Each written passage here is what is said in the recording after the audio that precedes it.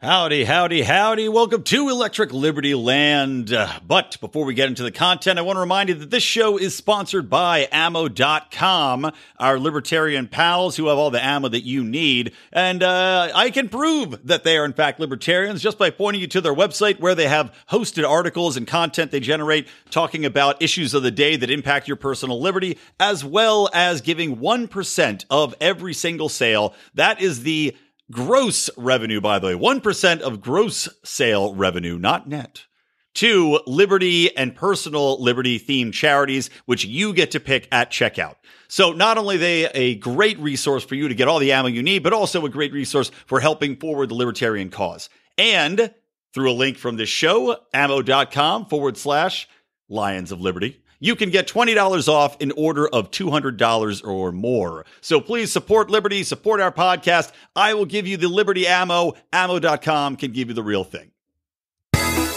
Welcome to Electric Libertyland, here on the Lions of Liberty podcast, your weekly shot of culture, comedy, and liberty with your host, Brian McWilliams.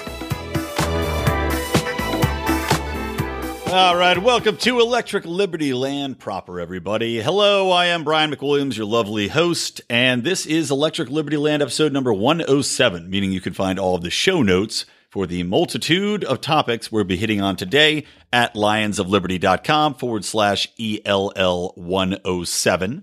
And by the way, at the top of the show, I want to remind you that not only should you visit our sponsor, but damn it, you should become one of our patrons.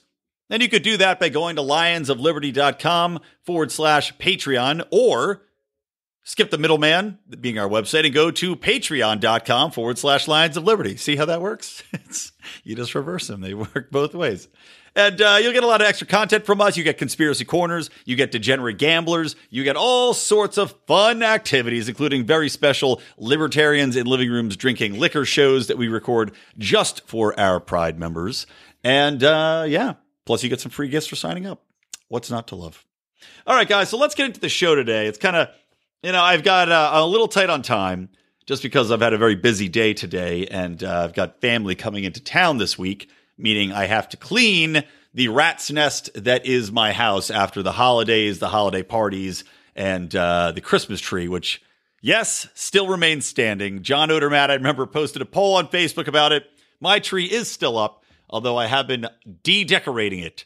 Undecorating it? I don't know. Whatever it is. I've been stripping it of decorations and taking down all of the various Christmas paraphernalia from around my house, taking my lights down off my house. Just a massive time-sucking pain in my ass. And but, you got to do it. Because my sister's coming here. My goddamn Brooklyn. Well, now she lives in Queens. But my very much in the bubble social justice warrior, socialism embracing sister is coming. Now, I don't know for sure that she's socialism embracing, by the way. I've not talked to her about Alexandria Ocasio-Cortez and her absolutely moronic ideas, some of which I'm going to get into. I think probably second topic, we're going to get into her ideas on the tax rate. But anyway, still got to keep the house clean. It doesn't matter how brainwashed your sibling might be that's coming to visit and see your house for the first time. So there you go. Anyway, so as Willy Wonka said, so much time, so little to see. Strike that. Reverse it. And we need to jump in hardcore here. I think it's like I don't even know where to start, really, because we've got a wide-ranging bunch of topics here. But I think we'll start off on something that's really been bothering the living shit out of me. And that is all of these completely morally bankrupt, disingenuous media outlets, all these liberal media turning on Rand Paul and jumping on this story that a man who was attacked viciously from behind while he was minding his own business and mowing his lawn in supposedly what was a quote-unquote guy who snapped, this man, what was it, Remy or something like that, snapped over lawn clippings and attacked Rand Paul.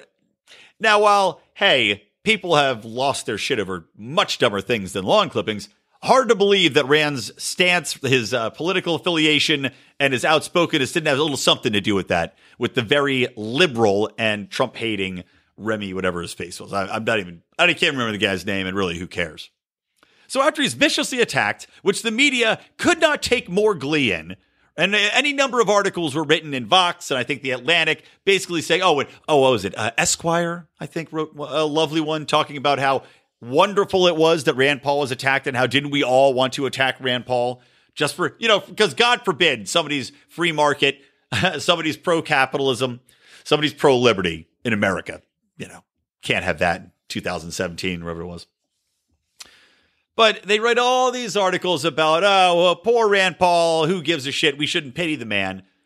And now, the man who was viciously attacked to repair a hernia suffered during this completely unwarranted and blindside attack from a madman decides that he wants to go to Canada to get his hernia surgery taken care of by what is one of the absolute leading facilities for hernia surgery. They are literally a hospital just for hernias.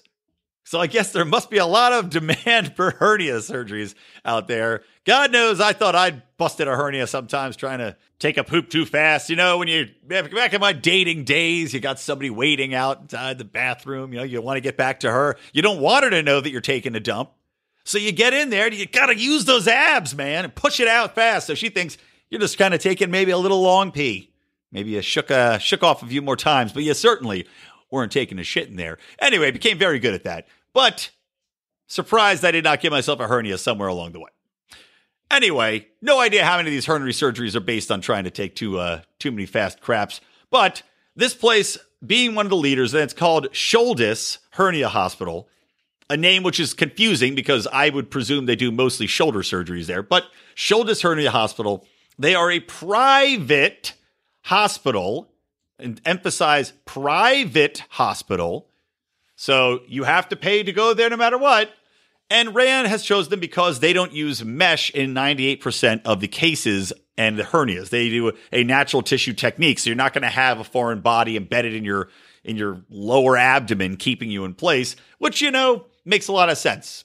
Figure if you've got the wherewithal, you've got the funds to fly to Canada, maybe use them for frequent flyer miles, go and you're going to pay cash for the service, go ahead and do it. And all these people are attacking Rand Paul. Like I said, this morally decrepit media we've got here that can't wait to jump at the opportunity to provide some people with, number one, completely false information. Because they're saying that this somehow has something to do with Rand trying to save money by going to Canada, and nothing to do with the fact that this is to take advantage of arguably the leaders in hernia repair surgery in the entire world. So nobody tries to mention that. They just say, Rand Paul's skipping out because he wants to go to Canada. As if, and by the way, as if socialized medicine in Canada is going to help Rand Paul specifically, and how this use of a hospital in Canada, which happens to have socialized medicine. Meanwhile, people, by the way, also have supplemental insurance for pharma, for dental. The basic costs of the healthcare are covered, but they've done multiple studies showing that the actual level of healthcare is quite low. And just like every other country that has this, you get bogged down once you try to get anything regarding a specialty. Not to mention that, but also the province spends something like 80% of their budget. Every province in Canada spends like 80% of their budget on healthcare costs, and they're still going bankrupt. Anyway. So these media, they try to make some correlation between Rand Paul opting with his own money to travel somewhere to see a specialist and have a surgery performed. Now, if anything, this proves Rand Paul's point of view. It doesn't undermine his view of socialized medicine as being substandard. It doesn't disprove his view of the crony capitalism that's taken place in regards to insurance, in regards to the government being involved in healthcare, which has driven the costs up to the level that they currently sit at. It doesn't undermine Rand's view that you should not even need to have insurance per se, or if you do, maybe it's catastrophic insurance, and we need to go back to a day where a direct doctor-patient relationship exists, and which we've seen. Mark Claire's had multiple doctors on their shows which have direct doctor-patient relationships. You pay as you go. You don't deal with insurance companies. And you know what? It's fucking vastly cheaper. Every single one of them. So in what way does Rand opting to use his own personal finances to travel to Canada to see a specialist undermine his views in any way? It doesn't. But from every single headline you'd read, you wouldn't get that. Every single headline buries the fact that this is a private hospital that's not involved in Canada's socialized healthcare in any way, shape, or form. They bury that at the very bottom of the paragraph, or the very bottom of the story, not even the paragraph, forget that. And of course, every single story has to start with the line that Rand Paul is in opposition of socialized healthcare. In a free market, and Rand Paul is a free market capitalist. In a free market, this is the way it works. Someone has a service. They have an exceptionally good service. So what are you going to do? Oh, well, I'll choose to use the money which I have earned. And I will now use my free will to go and visit this service. And I will voluntarily pay them money. Whatever the monetary demands they have for this specific service which I require, I will hand my money to them voluntarily, and we will have an exchange. That's the free market working. The problem, of course, is that the free market does not exist in the way in which we would hope in regards to healthcare in America, or really in virtually any country. So Rand Paul is not a hypocrite. Rand Paul is not somebody who deserves to be lambasted, have his name drugged through the mud as some sort of example of the hypocrisy of right-leaning people or libertarians. Not that Rand Paul is a libertarian, mind you, but he is libertarian-leaning. In fact, if anything, Rand Paul should be celebrated as somebody that's taken the initiative upon himself to go and use the free market, to go get a specialized service that's going to repair his hernia in the best possible way and allow him to fucking return back to his duties faster than arguably you would have if you went through a more traditional way of doing it or had the mesh implanted. Because if it's got mesh in there, it's probably going to take you longer to heal because you've got a foreign body in there rather than just having your own tissue knit back together. So I just want to get that off my chest right off the bat. All right. Now, while we're talking about Canada, I want to and also, you know what? I want to add one more thing in here, too. When we're talking about health insurance, we're talking about the unaffordability of it. And they're saying as a socialized medicine, as the government involvement makes everything better. Well, there's a nice little story that was reported in Reason. And it was a woman was hit with $20,000 in a surprise bill after she went to the emergency room in San Francisco. And of course, what do you think happened when she went to the emergency room? Right? And she has health insurance. Well, the doctors brought her in. They said, oh, you hurt your arm? Because she had fallen off her bike, something like that. You hurt your arm? Okay, we're going to put it in a splint. No surgery, no cast, no extra repairs that had to be done, no invasive surgery, no fractures, nothing. They put her arm in a splint. They gave her some pain medication, which in all likelihood is just strong Tylenols, the 500 milligrams rather than the normal stuff. And they sent her on her way. And for that, she was charged over $20,000. Now, like I said, she's got health insurance. Now, this place was out of network. But why would the cost be that high for such a simple procedure? Which I'm sure she waited 5 hours in the fucking emergency room, too. Because I can't remember if I told you guys the story about when I made it to the emergency room. I'll save that for another time. But when I had to go, I've only gone once. And it was for a horrible, horrible thing that happened to me. But nothing life-threatening. I had to sit there for approximately 4 hours before anything happened. And that seems to be the average wait time from talking to other people. So this chick goes, she sits for 4 hours in the emergency room, finally gets somebody in. They say, oh, I'll put your arm in a splint. You probably have a little sprain. Here's some medication. Go home. $25,000 later, she gets this bill. And they look into this and say, why is this so high? What is the hospital setting this rate? This hospital is trying to gouge people by setting a rate that's this ridiculous? Over $24,074.50. Why is it so high? Well, it turns out that Zuckerberg General, this hospital, isn't gouging people because they necessarily want to gouge people, but because the San Francisco Board of Supervisors set that cost. As if the Board of Supervisors has any goddamn clue what an actual medical process should cost. This is just what they're guessing things should cost. Not based in real-world market solutions, not based in any sort of technological advances, not based in the actual physical cost of any of these. The splint, which is, let's say, $20 at CVS, and some Tylenol extra strength, $4 at any drugstore. So these San Francisco Board of Supervisors, though, the same Board of Supervisors, which has without a doubt, destroyed the city of San Francisco by putting in policies which have backfired over and over again, from housing to the homeless to taxation, and clearly in regards to medical services.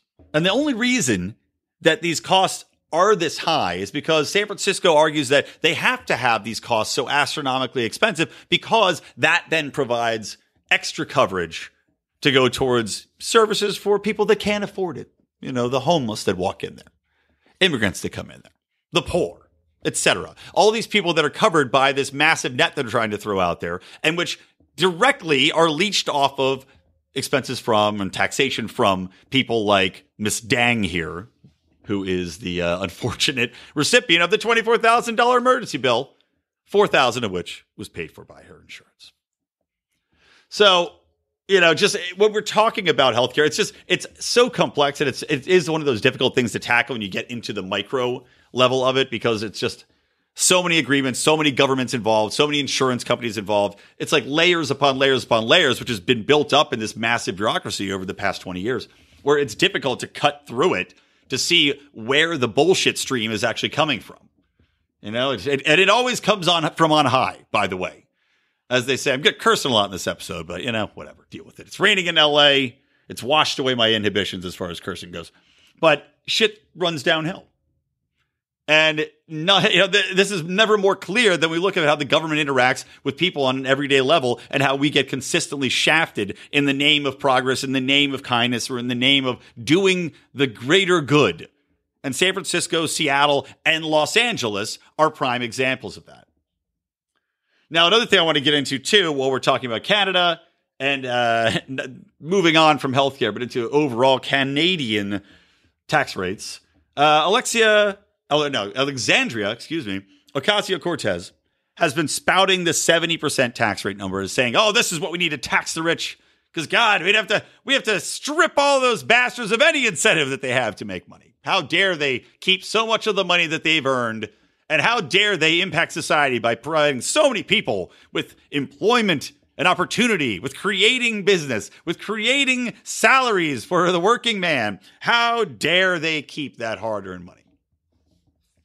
And there, you know, I was listening to a Tom Woods show. I think it was fairly recently, within the last week, where he had taken down the notion of this optimal tax rate at 70%. Paul Krugman was talking about how, it's been backed up to 73%. So some of the top economists in the world think that, and debunking that. So I'm not going to go into it too deeply, but essentially what you find in every single circumstance is that even back in the 40s, whatever Ocasio-Cortez was referencing, I think it was in the 50s, the optimal tax rate or the highest tax rate, she says, it was 70% then. Nobody was paying it. 0 people were actually paying 70%. You find that after all the deductions, after everything else that was going on, people were really paying something around 35%. And that's consistent across the board in any time frame where that tax rate existed. And even if you project it forward, we look at how many times can we hear the Democrats whine about the fact that the rich don't pay their fair share of taxes, because so many times the rich find ways to get out of paying tax rates, and in fact, they pay less than the working man. So if that's the case, liberals, if that's the case, and that's the truth, then why would we think that simply increasing the amount of tax that they're supposed to pay would encourage these people to actually pay the taxes? If they already know how to get around it, there's already loopholes in place, so they're not going to be paying even 38%.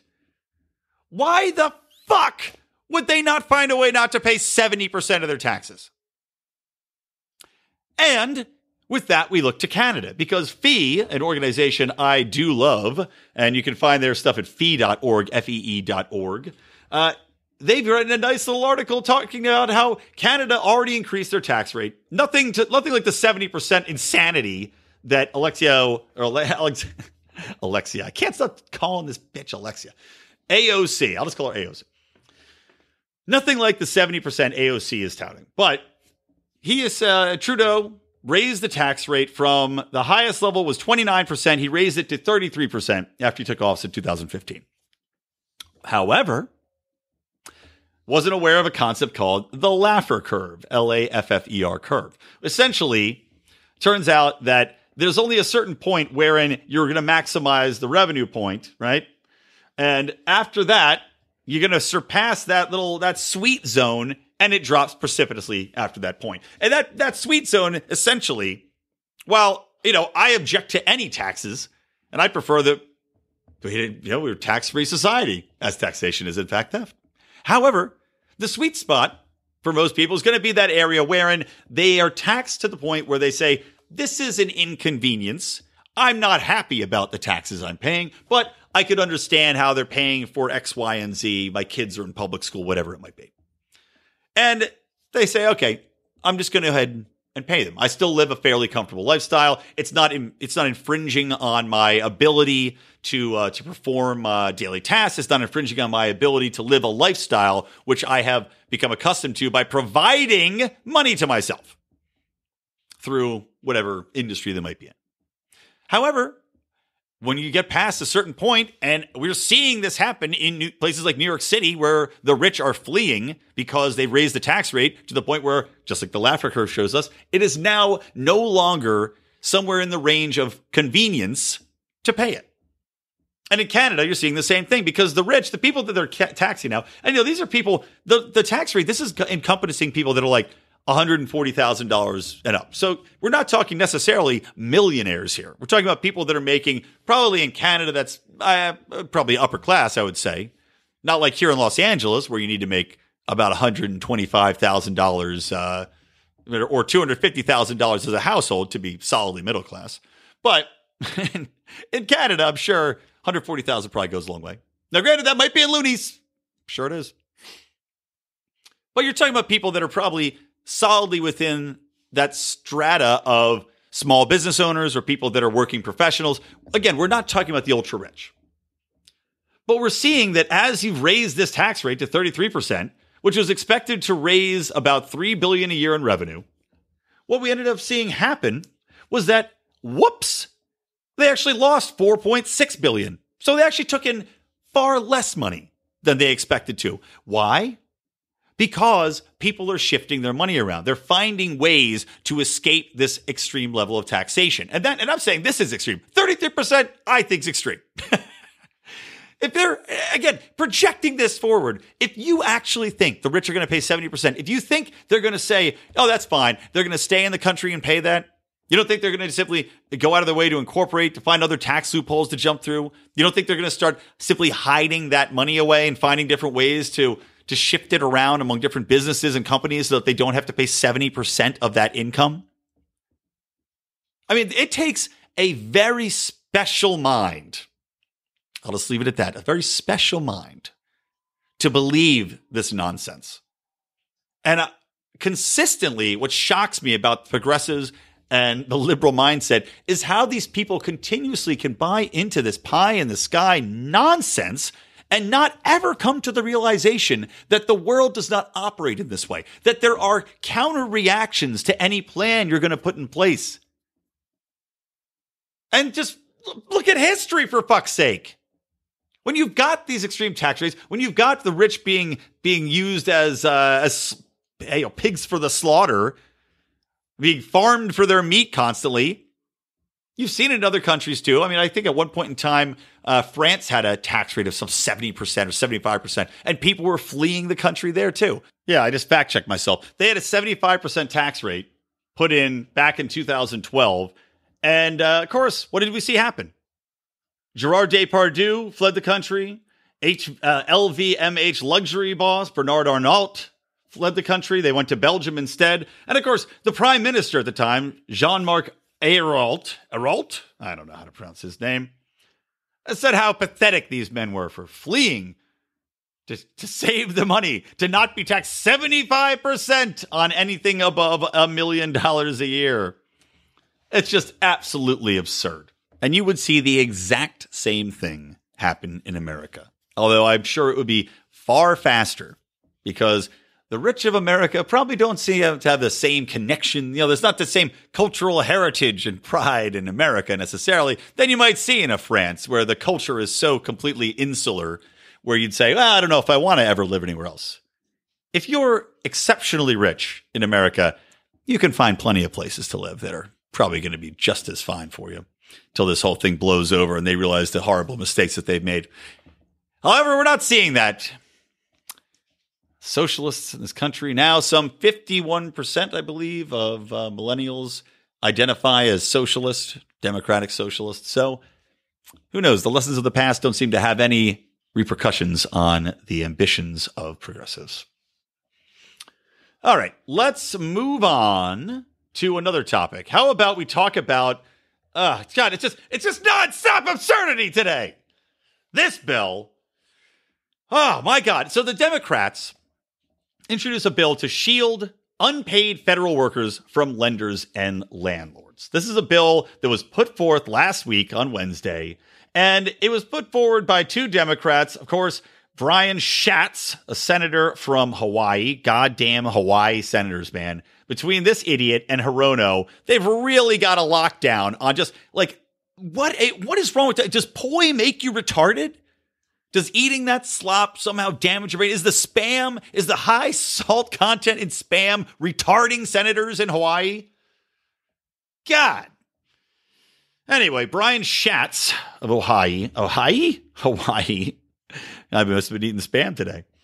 And Representative Derek Kilmer from Washington are both hoping to put forward this bill, which would prohibit landlords and creditors from taking action against federal workers or contractors hurt by the shutdown who can't pay rent or loans. So essentially, as long as the shutdown's going on, you don't have to pay your rent to your landlord.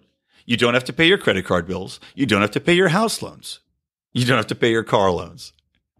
Because as we're seeing here, government workers are a protected class. You know, the left loves to talk about these protected classes of people that we have to stand up for. Well, clearly now, these 800,000 civil servants, as they're called, although, goddamn, the number of times I've been served by a civil servant where I would deem their service less than adequate or something akin to being kicked in the balls 700 times consecutively, you know, more often goes to that kick in the balls side of things rather than complimentary.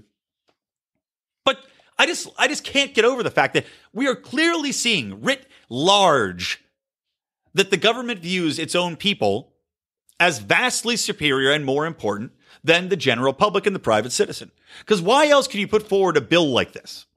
And you even have Marco Rubio, a conservative, who you'd think would be for shrinking the government. Of course, we know Marco Rubio is not that man. But you'd think he'd be all for keeping the shutdown active, streamlining the government, and would say, well, no, you know, we've got private institutions and private citizens which need to be paid. You know, if this, any other business, any citizen, if you're not in this protected class of government drones, if you make an agreement, if you sign a contract between you and a person or you and another business, you don't have the option of not paying that because you happen to lose your job. Now, you might have a personal relationship with somebody where you can work that out, and in which case, good. If you have that business relationship, and often businesses do, you'll have deferred payments, or they'll say, okay, we can understand, we can extend you credit for an extra couple months, or they'll say, okay, instead of paying month by month, can we do a net 90 payment because right now we're waiting for some bills to be fulfilled on our end. Oftentimes, you'll have that understanding, and maybe you have that relationship with your landlord. But what if your landlord in this circumstance happens to be a retired old lady who's paying off her own mortgage and supplementing her income, her Social Security check or whatever it might be? Hopefully she's not depending on that, but whatever it might be. Let's say she depends on your income in order to pay her own mortgage. Well, she doesn't work for the fucking government, does she? So how is she going to pay off her creditor then? I mean, what we're going to see from this idiocy is a cascading waterfall of defaults on loans and payments. And we're going to see lenders who, they're not all going to be big banks, but we're going to see people that are private individuals that have made voluntary contracts that need to be fulfilled with these government workers go unfulfilled. They're going to go unpaid, and we're going to see them default. So not only are we hurting the loaners as a whole and kind of undermining the very concept of contracts, but we're also specifically damaging private citizens who have opted to contract with government workers. So what's the result of this going to be? Well, I know for me, if I'm going to rent out a part of my house or if I'm going to have a car loan or anything else, I might look a little bit closer to see whether that person's a government employee. Because the government's not promising to cover their loans eventually. No. You just go unpaid for this period of time. And while in a circumstance of like a car loan or something like that, maybe you could extend and add on to the end of it. I don't know what the right be. I don't even know how the hell you'd work out this kind of circumstance. But in the case of this little old lady who lives in a house, simply tacking on a month of rent at the end of the month or the end of the term, whatever you're going to leave the house, that ain't going to fly. It's going to damage this woman's income. It's going to damage this woman's ability to live her life. And she'll be goddamned if she's going to go ahead and reach out to contract with any sort of government employee ever again. And now take that and times it by 800,000 people. And I'm curious to see what the economic impact's going to be. Especially in areas, you think about this too. There's a lot of large government facilities that may be located in areas where there might not be a huge economic hub around them. I mean, I don't know for sure, but there could very well be a town that's right next to a national park. And let's say that that's where all of the income comes from, tourism for the national park. And while these park employees are out of work, who's going to be paying these people? Now, of course, this is all hypothetical. But in the circumstances where you do have a government facility that the town is catered to, because they know that that's a source of revenue for the town, the concept that you're not going to pay people their rent or their loans or anything else, they're not allowed to sue you for those funds and have you fulfill that contract. And the fact that this is not only for the time period while this happens, it's not only during the shutdown, but also for 30 days after it. So even if the shutdown is resolved tomorrow, you're still on the hook for 2 months where you don't get your rent payment. So you can imagine the impact this could have on a town that depends on that sort of relationship with a large government entity. Which, hey, in one way, tough titties shouldn't be relying on government that much, whether that's via socialism or via government employees. But still, it shouldn't be placing the burden on private institutions and private citizens to bail out the government when the government decides that it doesn't want to pay its people anymore because there's got some political interactions going on. But still, the central point here, just to reemphasize again, is that we are clearly seeing the government's preference for its own people, how every other private citizen is considered a secondary citizen compared to the sun-obfuscating glory that is the government worker. We don't rise to the level of our expectations, we fall to the level of our training. Those epic words from Archilochus can sum up your ability to succeed or fail in business. I want to recommend Conversation Mat Time to our listeners as a way to hone your one-on-one conversation skills in a role-playing session that can help take you to the next level. During 25-minute sessions, you'll work through the best way to approach that raise, that interview, or that relationship with a practiced professional that will provide the confidence and experience you need to get paid what you're worth or take that interpersonal risk you've never been able to conquer. Just like in jiu-jitsu, the difference between a novice and a black belt is mat time. Train to win. Visit conversationmattime.com and take advantage of a free 15-minute consultation just for listeners of this show. All right, welcome back to Electric Libertyland, episode number 107. Again, show notes, lionsofliberty.com/ELL107. So last show, I mentioned that I wanted to get into a little bit of LA and California talk on this episode. So let's do that now. Starting off with a little bit of excerpts from Gavin Newsom, the newly elected governor of California, in one of those predictable elections that has ever been held. Yeah, super liberal Gavin Newsom has given his inaugural address. And this took place on January 7th. So I'm just going to give a few highlights. It's very long. I don't know how long it was in actual real-time speaking. I'm just reading the transcript of it, but it was like 10 pages. So we'll just highlight a few things. But the one thing that I really took away from this was the absolute, unabashed leftist elitism that is apparent and redundant throughout this entire goddamn shitty address that he gave.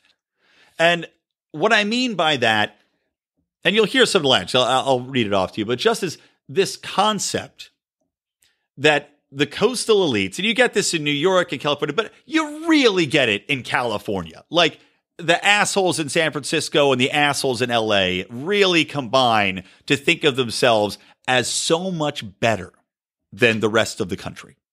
By leaps and bounds, think that they are so superior, that their ideas and way of thinking are so evolved, that the rest of the nation must look to California as a beacon of intellectual light, and that the nation must follow suit. Because as California goes, so goes human progress. I shit you not, this is really what these assholes think. And it's very evident, and I'll read you some excerpts. Here we go. So this is fairly early in the speech. I'm going to skip around a bit too, by the way. California has always helped write America's future. And we know the decisions we make would be important at any time. But what we do today is even more consequential because of what's happening in our country. People's lives, freedom, security, the water we drink, the air we breathe, they all hang in the balance.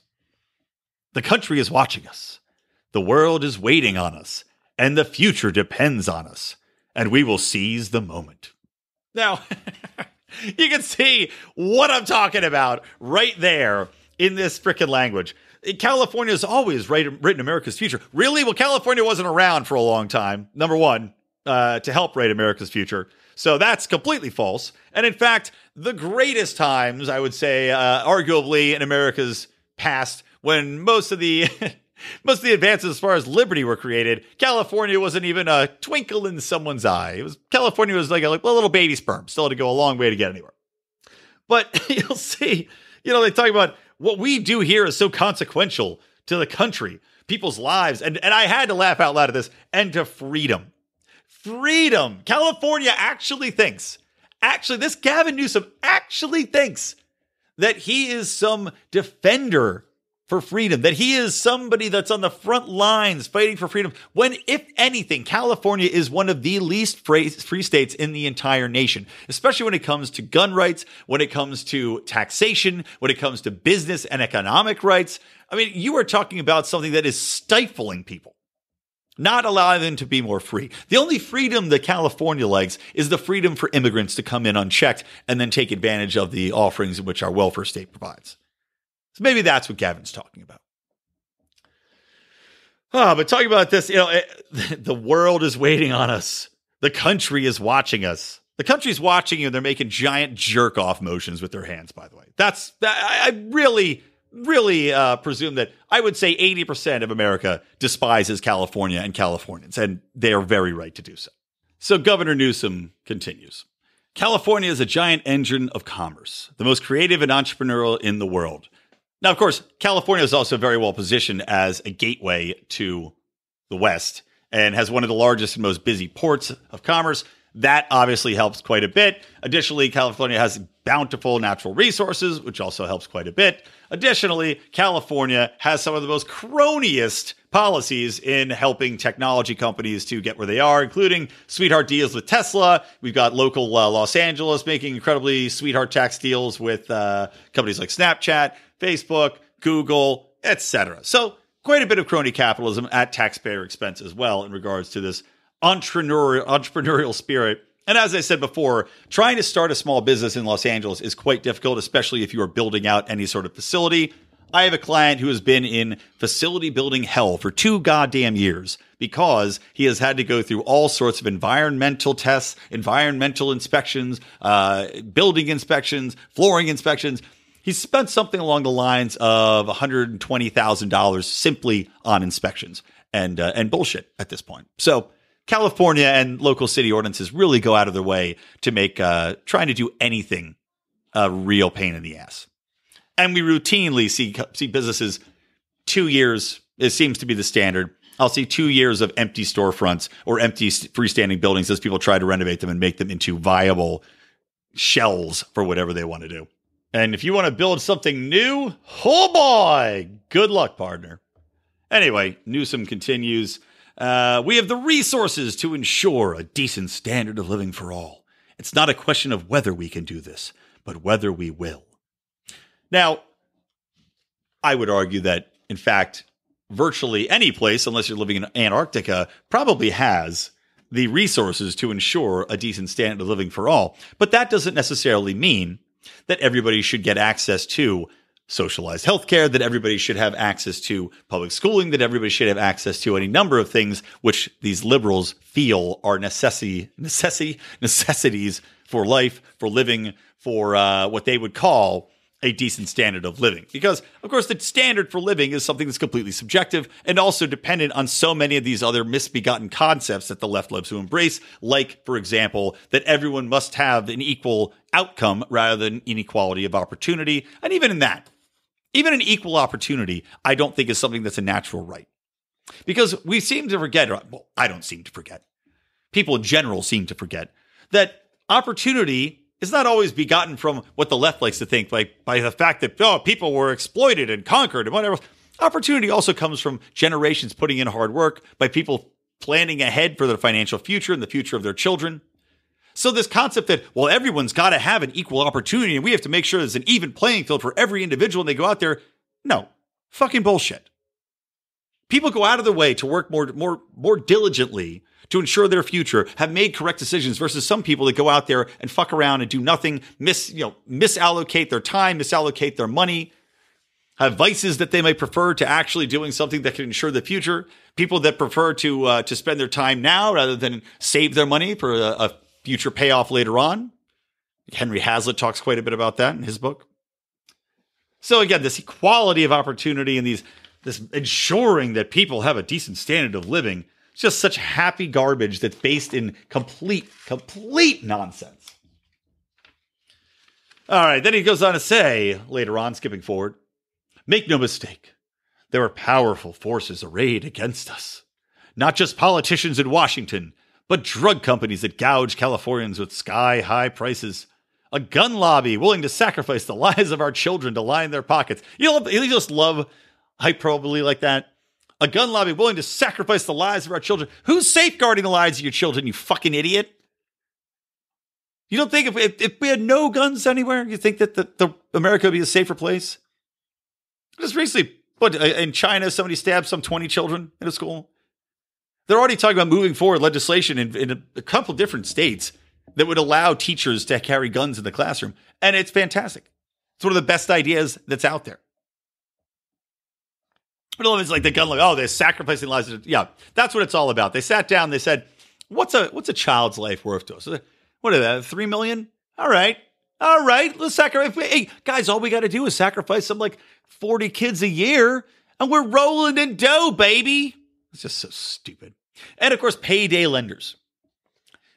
Again, I'm referring Tom Woods 2 times in a single conversation, but Tom did tackle the same issue recently. Because Gavin Newsom, one of the things Gavin Newsom is all up in arms against is payday lenders. Meanwhile, we're talking about, and Tucker Carlson, I think, was railing against this too recently. Tucker Carlson, who, by the way, since when did Tucker Carlson decide that he was completely against libertarians and start buying into this nonsensical economic horseshit, attacking payday lenders and attacking capitalism for making America poor? I don't want to go off on a whole tangent about this. I have too much other shit to talk about, but it's just complete madness to presume, number one, that capitalism hasn't helped the base level of people succeed, and that capitalism is any way, shape, or form to blame for the denigration of American society, rather than saying, perhaps it's in fact cultural, based upon the left's cheerleading for single mothers and trying to prioritize having single parents and broken families be so heralded and made into heroes by the media, by movies, etc. Not to say, if you've had a hard time, you are a single mother, good for you. Congratulations. But I've said time and time again, the most clear path to socioeconomic status going to the next level is a coherent family unit. And everything that's been done as far as the enticement from welfare programs that actually penalize people for reuniting with husbands, let's say the black community, if they went to prison and came home, they penalize that by taking away your welfare funding. Because God forbid you have two people at home. To the drug war, breaking up families, to social media getting involved with how people are now no longer content staying in a small town, getting married, living their life out there. I mean, all these factors come into play. But no, let's blame fucking capitalism. Idiot. But anyway, payday lenders, hey, we're attacking this. If you're an illegal immigrant that's coming to the town, right, you might not even have access to, let's say, a social security number. If you don't have a social security number, you can't open a bank account. Now, if you can't open a bank account, you probably do need to rely on a payday lender. And you could say, oh, well, that's, you're taking far more money away from that paycheck than a normal bank would be. Well, yeah. They're also taking a risk by engaging with people that are working illegally.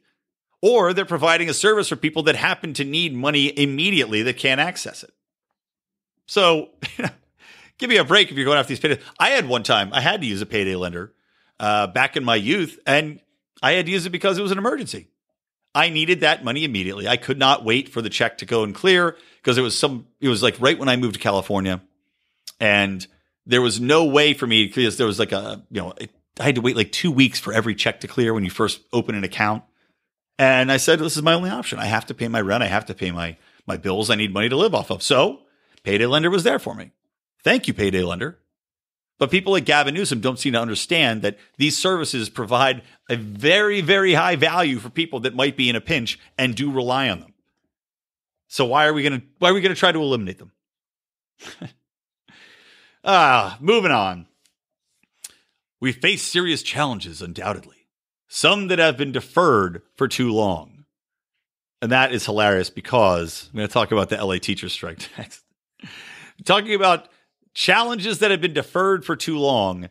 Right now, California has a budget surplus. That surplus will be gone within, I think, probably about 3 years because we have an unprecedented amount of badly negotiated union pensions and union benefits that are due to come to fruition in the near future. And it will bankrupt California in the midst of California talking about how they want to socialize healthcare. And Gavin Newsom mentions that in his address, how they want to provide healthcare for all. How are we going to pay for it? It's already been shot down as something that's incredibly expensive and impossible for the budget to compensate for without taxing everybody out 100% of their income. But it's just so funny, these deferred too long, these challenges. So now he's saying that we must run faster just to stay in place. Stagnant wages, which is, by the way, stagnant wages is kind of funny because we're seeing astronomical growth in wages within the tech sector because of the crony capitalism I mentioned earlier. Costs that keep rising on rent, utilities, visiting the doctor, the rent costs and the utilities costs. Now, the utilities costs are also completely tied in with cronyism because there's simply one provider. So how are we going to combat that? You have one provider that the government is working hand in hand with. They don't allow the competition to come into play. And even with, you look at solar competition for electricity, the government actually required people that were using solar energy for a time period to pay money back into the system. You couldn't just have your own solar. You actually had to pay the money to put solar back into the system. You can't make this stuff up.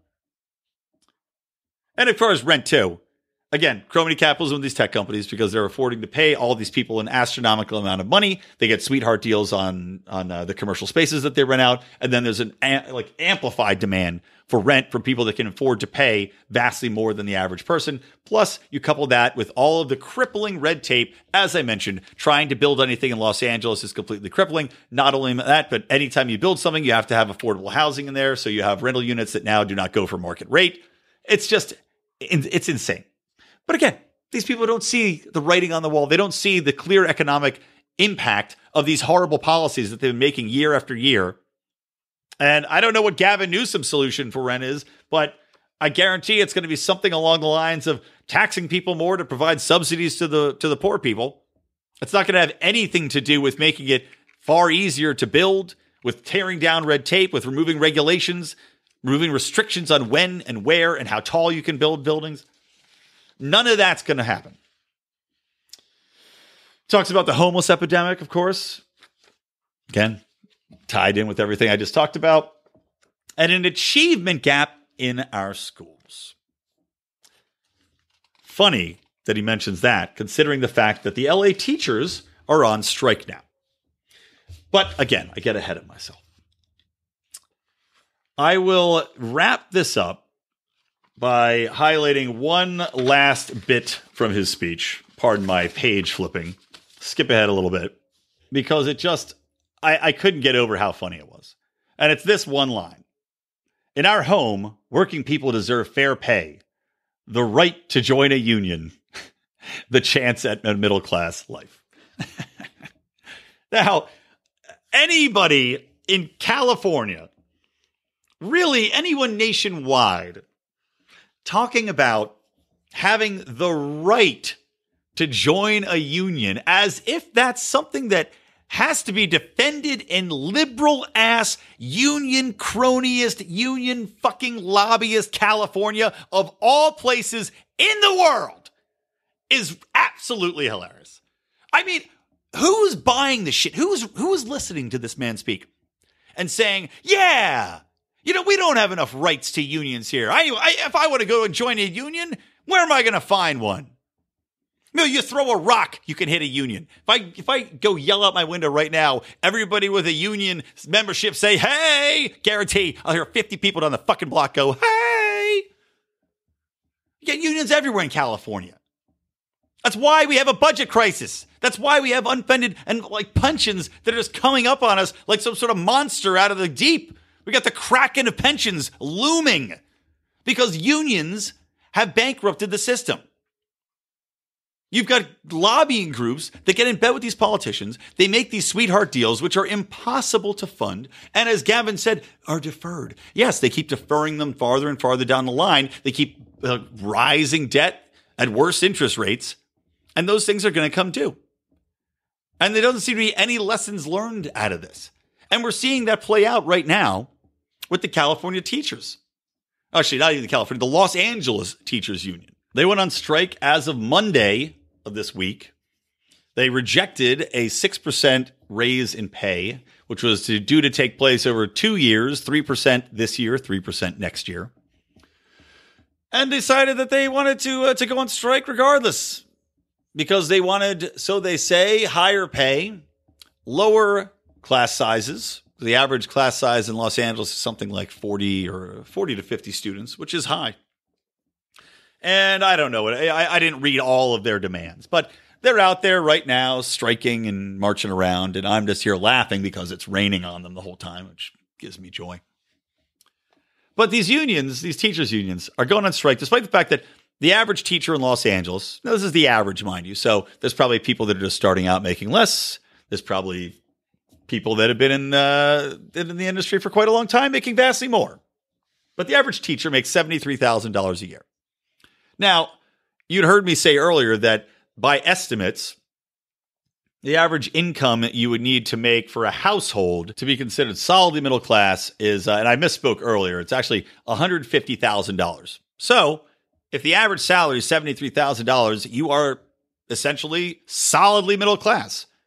And in fact, you're even on the upper tier of that, but still solidly middle class, making good money, you can live a good lifestyle. And let's not forget the fact that teachers don't have to work 3 months out of the year. So if you're amortizing that cost, you're actually making 30% more money than you would be making if you had to work full time. And the benefits of that way, especially if you have children, because while other people have to pay for camp or pay for daycare or have to take time off of their work, their paid work, to be home with their kids over the 3 months of summertime, teachers don't have to do that. They get to be at home with their kids. Or they can opt to take on other optional sources of income, like being coaches, like teaching summer school, etc. So I don't cry any tears when I hear that the average teacher in LA makes $73,000. I'm sorry, but you're not winning any sympathy here. But not only that, is that these teachers are on strike because they demand that they increase the budget for amount of pay that they get. And meanwhile, as we're talking about this budget crisis, they've got something just astonishingly expensive coming up in regards to unfunded pensions. And actually, as of right now, let me see here. Actually, this is a story that was from early in 2018, last year. So it's really gotten worse since then. But this is an LA Times story. And the California Teachers Pension Fund, or Cal STRS, has $87 billion in red ink right now. And that is based upon what they call conservative estimates that are given by the number crunchers within the organization, within the teachers group themselves. And what they're saying is that there is undoubtedly, quote unquote, fuzzy math that goes on within these organizations. Basically, kind of like we saw with the Pentagon, people pushing money around, although the Pentagon actually has a surplus of money. This is quite the opposite, wherein you're seeing money being shifted around to try to cover just how deeply in debt they are. And some analysts are saying that they may even be as far in debt and as far as these unfunded pensions go, to the extent it might be $1 trillion. $1 trillion.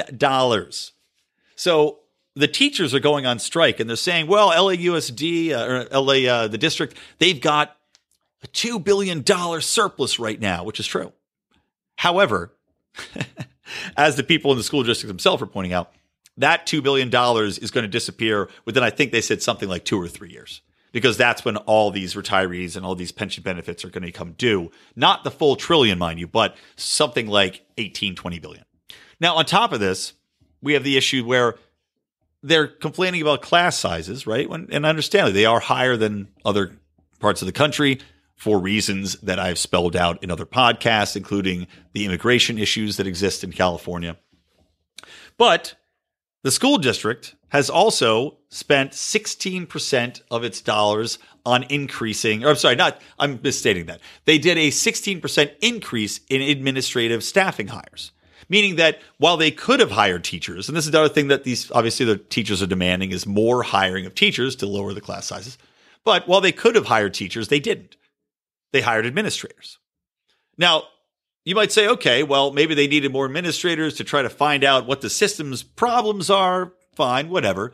But we also have the issue wherein over the past few years, there's actually been a 10% decrease in the students at LA school districts. Combined with that is also the fact that 4 out of 10 students don't end up graduating. So you have a school district which has not, hired any teachers in a little while. You've got a school district that already is one of the most highly funded organizations in the entire country. And since something like 2015 to 2018, California's budget increase for education went up something like 20%. It was like the highest of any state or any public school system in the country over that period. Unprecedented amount of money that's been spent on education in California. And we still get results which are substandard. The results as far as student testing are substandard. Graduation rates are substandard. And yes, maybe the class size could have something to do with it. But if you look to places like Japan, they've got even bigger class sizes and they excel in every possible way. Graduation rates, testing scores, one of the best education systems out there. So what's the problem? Because I don't think it's going to be solved with paying the same teachers that seem to be inadequate at doing their job more money. That doesn't seem to be solving anything. We've debunked the concept that having too many students in the classroom is the reason, because we can see other countries are doing it just fine with far better results. We've seen over time that, like everything else, spending more money on it doesn't solve the problem. And there have been many studies done showing that, in fact, when it comes to government institutions, the more money spent actually sees far worse results over time. And we're seeing that with education, which has gotten far worse over time, despite being one of the most well-funded educational systems of any country in the world. We consistently rank in the bottom half. We're seeing that with efforts to increase people's productivity or status of living with welfare reform, spending more on that than ever in the past. Poverty line's exactly the same. Same amount of issues exist. We're just spending vastly more money on it. But we're seeing these people strike, seeing the march. You're going to see more money thrown at it because this is, after all, California. We just heard Gavin Newsom spout his line of horse shit about making sure the education system is taken care of. So this is all going to result in higher taxes for me. It's going to result in the same budgetary crisis that's going on, because we're talking about unfunded pensions. We're talking about the power of unions that, again, get these people elected that just simply kowtow to whatever they want them to do. But we already have this horrible unfunded pension issue. Hiring more teachers is going to make that better or worse? What do you think? I'm no doctor, but I'm going to guess it's probably going to make it worse. So anyway, that's your California News Minute, because we can't not talk about it. I'm here. It's pissing me off. Like I said, the only silver lining for me is the rain. All right, let's wrap it up by talking real quickly about two things. Number one is this Gillette toxic masculinity ad. I'm not going to go crazy about it. I will say that I've read a lot of different articles having different takes. Most of the articles that I've been seeing are from, maybe it's because I'm seeking them out more, but talking about the negative reactions that are occurring with this ad, which was put out, called We Believe. And it takes on, like I said, toxic masculinity. That's said, and the concept of it is not necessarily saying that men are bad, because it's showing examples of men opting not to bully or not to be violent and not to do this and not to do that, but saying that we can be better. We can be better men. Are you the best a man can get? But still, the commercial mentions toxic masculinity within it. And that, for me, to steal a phrase from the left, is enough to trigger me, to the point where I am disgusted by it, and I will take part in a boycott of Gillette's products, because I cannot stand, of all things, I can't stand brands adopting social justice posturing. And it's like they do this to appeal because all the media is liberal, all of their trade publications are liberal that write and cover these industries, especially advertising, which again is a very strong basis in New York and California. So it's all liberal jagoffs in advertising, which is why you see this kind of shit roll out.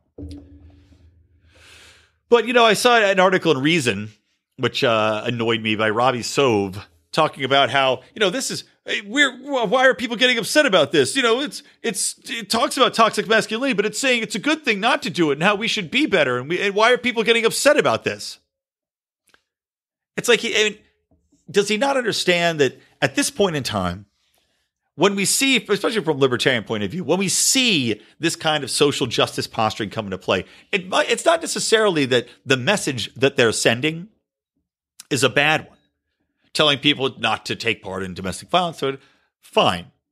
But when you adopt the language, you become this sycophant to these leftists and their obnoxious ways of behaving.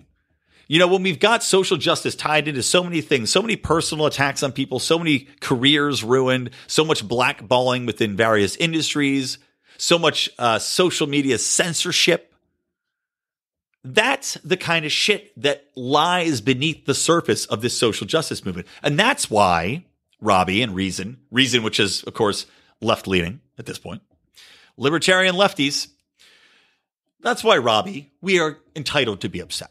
That's why we can object to it. And he says, hey, they're a private company. You can boycott them. I will be boycotting them. But we need to boycott these companies. We need to stand up and say enough is enough when it comes to this shit.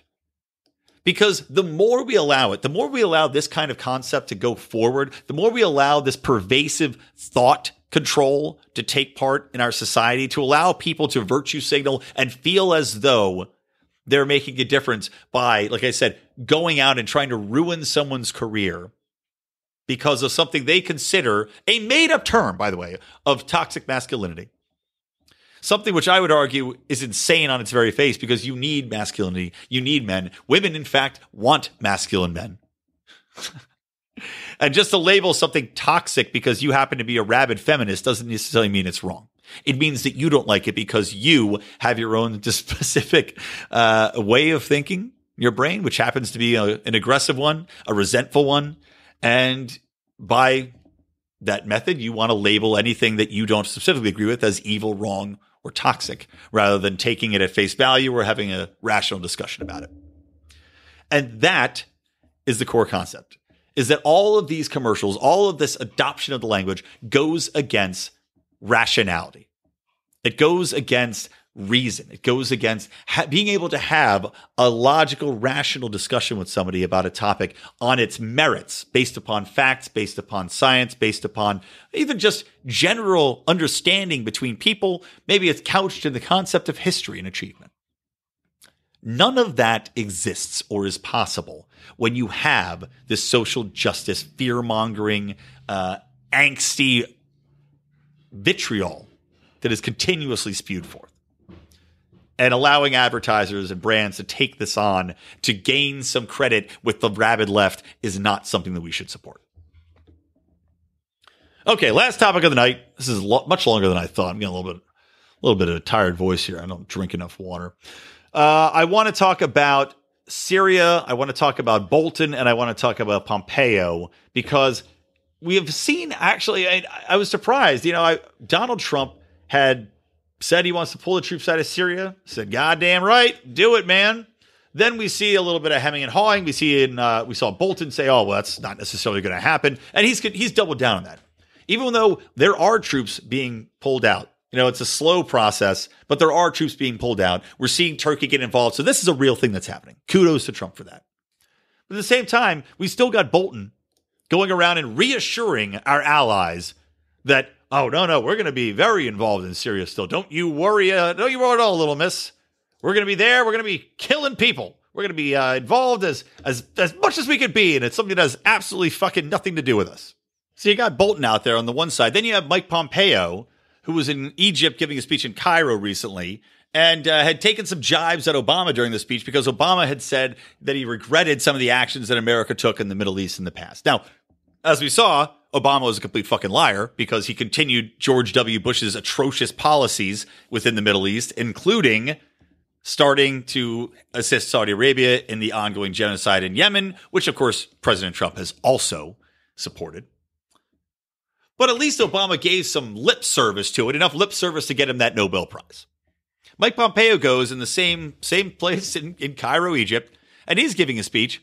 However, he doesn't back down off anything. He has no reservations, no doubts about America's influence in the Middle East, no apologies for the amount of destabilizing we've done, for the assassinations we've been complicit in, to the overthrowing of dictators.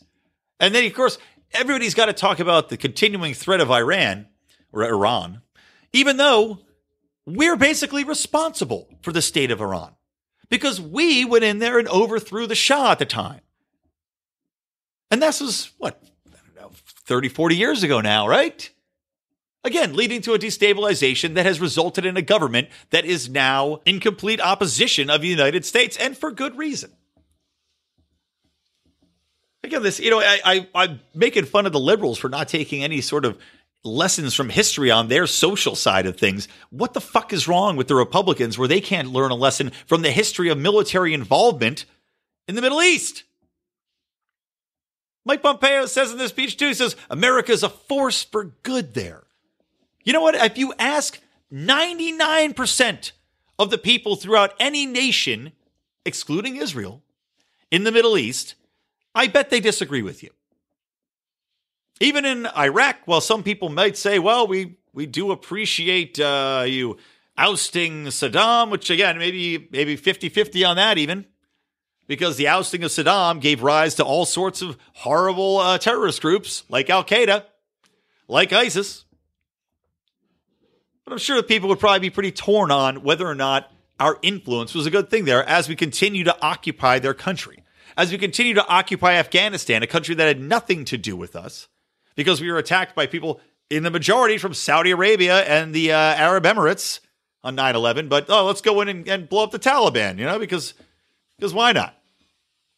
So I'm sure the people in Afghanistan don't consider us any sort of liberators. They don't hold us in strong regard, especially as we go and continue to fail militarily there. As the Taliban continues to take more of the country and actually has more territory now than they did when we went and overthrew them. I mean, how do you not learn a lesson? And how are we a force for good when we continuously oversee drone bombings of innocent people, when we are continuously having an occupying military presence within these countries, when we are continuously training what we think are going to be reliable police and military units that then either surrender and join the terrorists which we have created by virtue of being in this place and bombing all these people for so fucking long, or They simply turn their arms over to them when they meet any sort of resistance because really, they don't care. It's their country, but this isn't their war. They didn't start it. And it's much easier for them to simply say, hey, look, if you're going to leave me and my family alone, I don't want to fight you. Here's my guns. Leave me in peace. I got goats to tend to. So Mike Pompeo, I hope he's wrong. I hope to God he's wrong in regards to military presence from the United States continuing. I pray that Trump continues this withdrawal from Syria by pulling people out of Iraq, by pulling people out of Afghanistan, by pulling us out of Africa, even though last week he obviously sent soldiers to Gabon.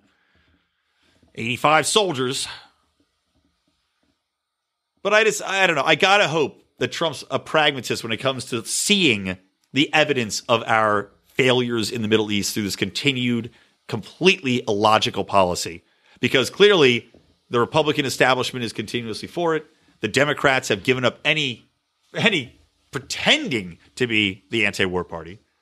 We can see that by evidence of people attacking on the left, all these leftists attacking Rand Paul because God forbid he wants to have medicine that's a free market concept.